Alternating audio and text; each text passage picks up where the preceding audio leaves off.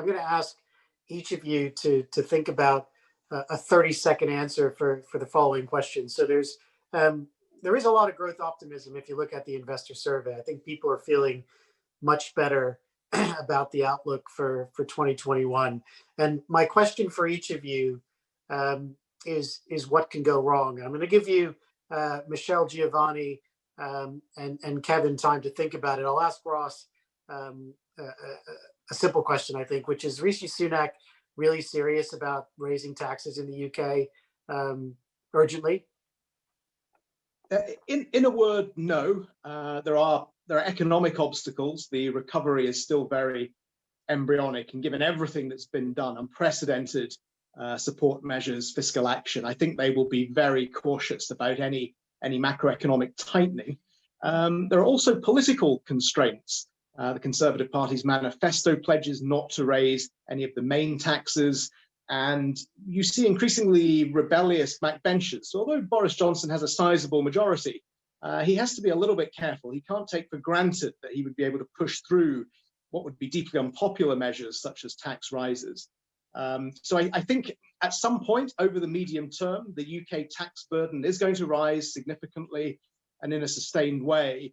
But timing-wise, it just feels like at this point, till 2021 will be too early. It's not then that far before you move into the next election cycle. So tax rises obviously become unlikely in the run-up to a 2024 election.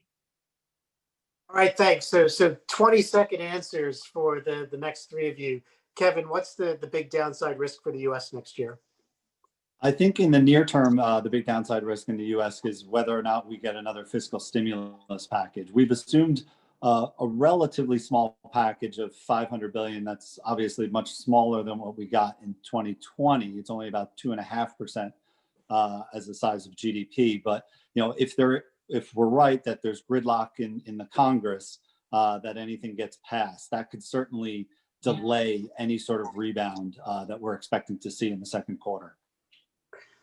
All right, Giovanni, 20 seconds. What's the big downside risk to your area?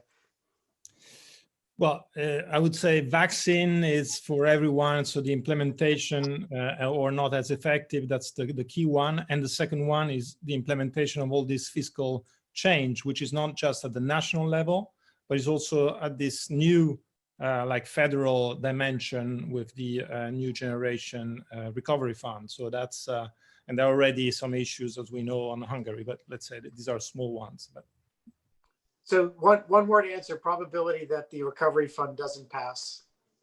Doesn't pass. Doesn't pass. Oh, does pass. It's very high. The timing is probably where the kind of probability can diverge. So I would say like 95% by mid 2021, and I would say 50 by the end of the year. All right. So a lot of so Michelle, 20 seconds, big risk to global growth. Well, super, I guess, quick would be, I mean, building on the, away from the vaccine, some of that optimism being overdone, it could be that we just are too optimistic about the impact that the vaccine and consumer demand will ultimately have, in the sense that what we may be underestimating, if there's a risk, is the impact of all of the economic scarring. I mean, even with these strong growth rates, we're still looking at growth getting back to and actually on a global scale, not even necessarily getting back to pre-COVID levels until the end of 2021. Unemployment rates are going to be elevated still. And it might be that we get initially that bounce maybe in the middle of the year as people start to feel better, and then it kind of fades. And actually there isn't a lot of follow through because the scars from what we've been through actually linger longer than we anticipate. Let me kind of go around the group and ask, give us one argument for why we should be much more worried about inflation today than in recent years. So Michelle, let's start with you. We've talked about this a lot of times.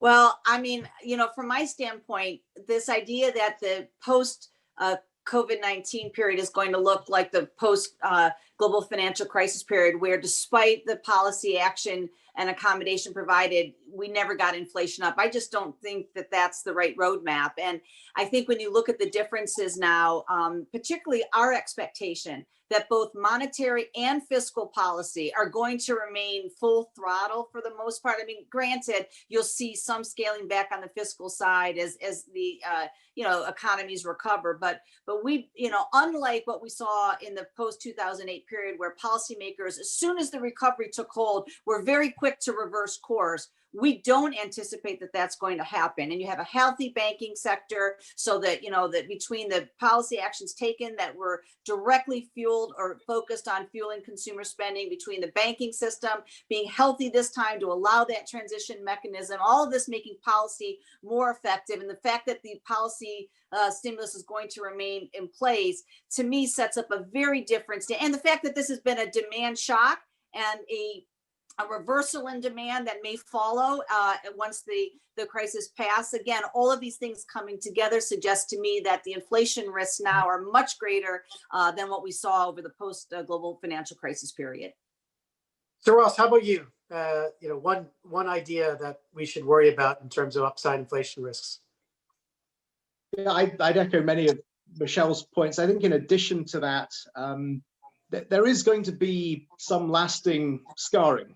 In our forecasts getting into 2023, 2024, we reckon that sort of permanently lost output could easily be about 2% of GDP, and the OBR on their projections had a slightly higher estimate. So some supply side damage, particularly around consumer services and so on, could mean that as demand recovers, you could get some higher domestically generated inflation. I think the big question is going to be how high and how sustained. I think we will certainly see in the third quarter, say, of the coming year. That will be quite an interesting point as consumer services reopen for the first time, and we get a sense of those changing supply-demand balances. Giovanni, anything to add?